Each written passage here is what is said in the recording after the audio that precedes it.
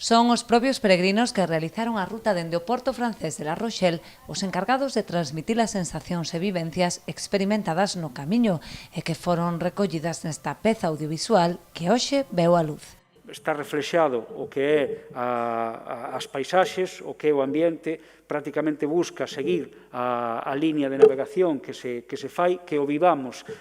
cando vemos o vídeo, que vivamos como navegantes, pero tamén as testemunhas persoais, como están sentindo esta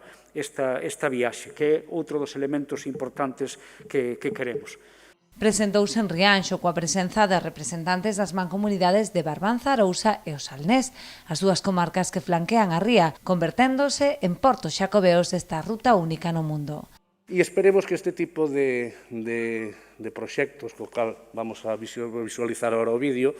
sirva eso, pues para promocionarnos todos os concellos das dúas mancomunidades, pero tamén para que os nosos habitantes de todos os concellos de Barbanza, Arousa e da mancomunidade do Salnés nos identifiquen e se identifiquen como tales, non? O obxectivo é promocionar o turismo náutico atraendo veleiros a nivel nacional e internacional, aproveitando as óptimas condicións de navegabilidade que ofrece a nosa ría durante todo o ano. A nosa idea, ademais, con este tipo de accións promocionais, é chegar a mercados tanto nacionais como internacionais, tanto Portugal como norte de Europa. Ese realmente é un dos obxectivos, unha das metas finais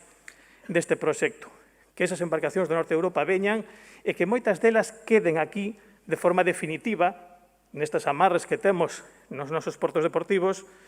e que sexa, por un lado, un vínculo intercultural e unha fonte de riqueza para nós.